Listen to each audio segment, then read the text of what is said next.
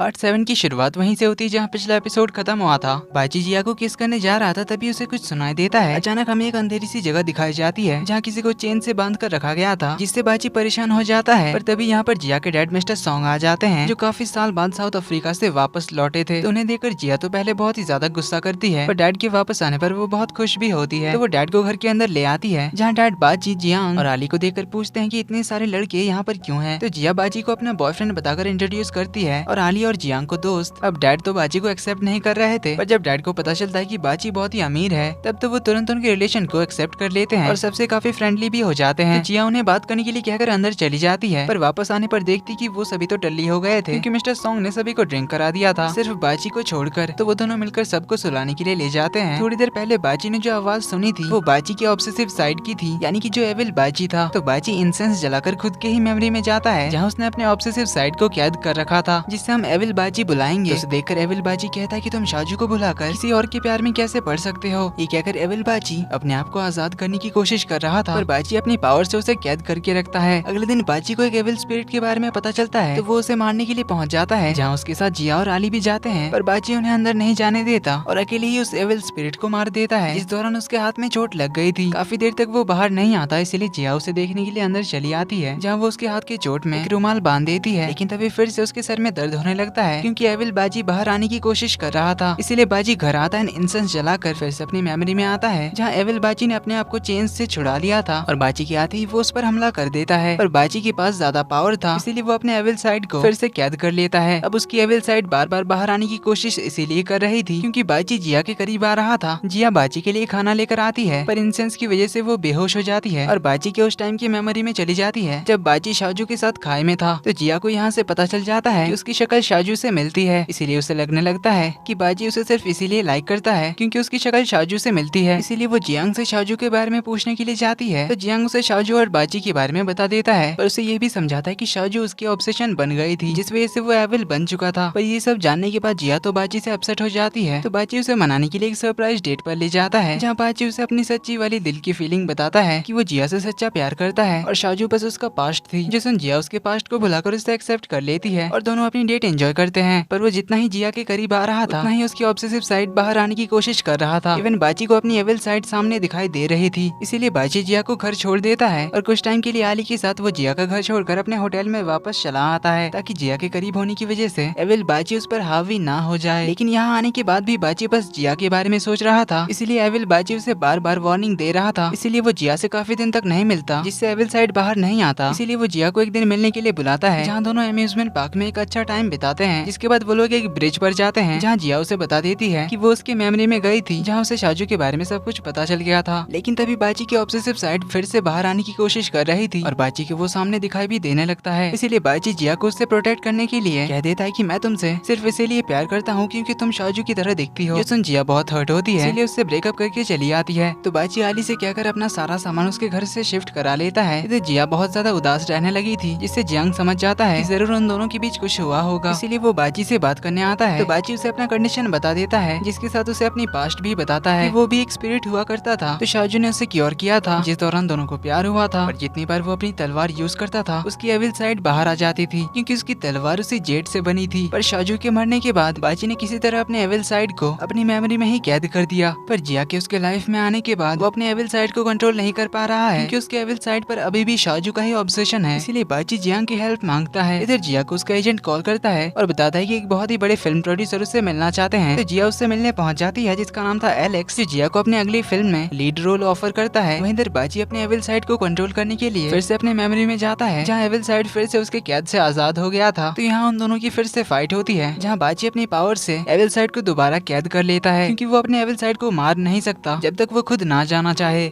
इधर producer Alex जिया से बात करने के लिए उसे एक रेस्टोरेंट बुलाते हैं, जहाँ वो तो जिया के कुछ ज्यादा ही टची हो रहा था। लेकिन तभी यहाँ पर बाजी पहुंच जाता है और एलेक्स को पीटने लगता है। इसके बाद वो जिया का हाथ पकड़कर उसे यहाँ से ले जाने लगता है, लेकिन जिया तो उस पर ही गुस्सा कर रही थी। पर तभी बाजी बेहोश हो जाता है। इससे हमें थोड़ी देर पहले का फ्लैशबैक दिखाया जाता है, जब बाजी अपने एविल साइड से लड़ रहा था, तब एविल बाजी ने अपने ऑब्सेसिव तलवार को बाजी के सीने में मार दिया था, जिस वजह से बाजी वहीं पर फंस कर रह जाता है और उसके बॉडी पर एविल बाजी कब्जा कर लेता है। इस बात से अनजान जिया बाजी को घर ले आती है, जहाँ जियांग से उसे पता चलता है कि उसने तुम्हें अपने एविल साइड से बचाने के लिए तुमसे ब्रेकअप किया था, इसीलिए जिया उसे माफ कर देती है। इधर जियांग भी शोशा को डेट कर रहा था, क्योंकि वो भी शाओ को लाइक करने लगा था। पर लिन को शांगवान के बारे में पता करते हुए पता चलता है कि शाओ उसकी अडॉप्टेड बेटी है जिसे कोई दिल की बीमारी है और उसे ठीक करने के लिए शांगवान उसे एक खास मेडिसिन देता है। लिन को कुछ डाउट होता है, इसीलिए वो शाओ से मिलकर उसका मेडिसिन चुपके से ले लेती है ताकि वो उस मेडिसिन के बारे में पता लगा सके। इधर एविल बाजी के पावर्स उसे अभी तक नहीं मिले थे, इसीलिए वो सबके साथ नॉर्मल रहने का एक्टिंग करने लगता है जब तक उसे अपनी पावर्स नहीं मिल जाती। तो वो ठीक होने के बाद जिया से मिलने जाता है, लेकिन जिया उसे झूठ मूठ का गुस्सा होने का नाटक करने लग जाती है और उससे बात नहीं कर रही होती है। तो आली उसे आइडिया देता है जिया के लिए एक लव लेटर लिखने का, शायद वो उसे पढ़कर खुश हो जाए। जो एविल बाजी करना तो नहीं चाहता था, पर उसके बारे में किसी को पता ना चल जाए, इसीलिए वो सारी रात जाकर जिया के लिए एक लव लेटर लिखता है, जिसे पढ़ के जिया तो बहुत ही ज्यादा खुश हो जाती है। तो वो बाजी को माफ कर देती है। वो दोनों फिर से डेट पर जाते हैं, जहाँ इस बार वो उसे अम्यूजमेंट पार्क ले जाती है, जहाँ वो दोनों बहुत सारे राइड्स एंजॉय करते हैं। और जिया के साथ एविल साइड को भी बहुत ही अच्छा लग रहा था। एक टाइम पर तो उसे जिया को देखकर शाजू की ही याद आ गई थी। तब उसे किस करने के लिए उसके करीब जाता है, लेकिन वो बेहोश हो जाता है। तो जिया उसे होटल रूम ले आती है, जहाँ वो जियांग को उसे चेक करने के लिए बुलाती है। जियांग उसे बताता है कि वो अभी कमजोर है, इसीलिए अभी उसे रेस्ट करना चाहिए। तो जिया उसकी केयर करने लग जाती है और वहीं उस पर सर रख कर सो जाती है। एविल साइड को जब होश आता है तो वो जिया को ही देखते रह जाता है। तभी जिया भी जग जाती है और उसे सॉरी कहती है उसके ऊपर सोने के लिए। पर बाजी उसे अभी यहाँ से जाने के लिए कहता है। तो उसका बिहेवियर जिया को थोड़ा अलग लगता है। और अगली सुबह एविल बाजी फिर से जिया को ढूंढने के लिए उसके घर आता है, जहाँ वो जिया को एलेक्स की कार में जाते हुए देखता है, इसीलिए वो उसे फॉलो करता है। तो एलेक्स जिया को लेकर एक बार में आता है, जहाँ वो फिर से जिया के करीब आने की कोशिश कर रहा था, पर बाजी पहुंचकर फिर से उसे मारने लग जाता है। तो जिया अगेन उस पर गुस्सा करती है, जिससे बाजी को भी गुस्सा आता है, जिससे उनकी बहस हो जाती है। पर उसकी आंखें देखकर जिया पहचान जाती है कि ये एविल बाजी है। तो एविल बाजी उसे बेहोश कर देता है। फिर वो जिया को मारने ही जा रहा था, लेकिन तभी यहाँ पर जियांग और आली भी पहुंच जाते हैं, क्योंकि आली ने बाजी को जाते हुए देख लिया था। अब क्योंकि एविल बाजी पावरलेस था, इसीलिए जियांग उसे कैद कर लेता है और होटल रूम में उससे पूछताछ करने लगते हैं कि उसने बाजी के साथ क्या किया और वो अभी कहाँ पर है। तो एविल बाजी कहता है कि मैंने उसे मार दिया, जिस सुन जिया बहुत ही ज्यादा सैड होकर रोने लग जाती है। और इसी के साथ पार्ट 7 का एंड यहीं पर होता है।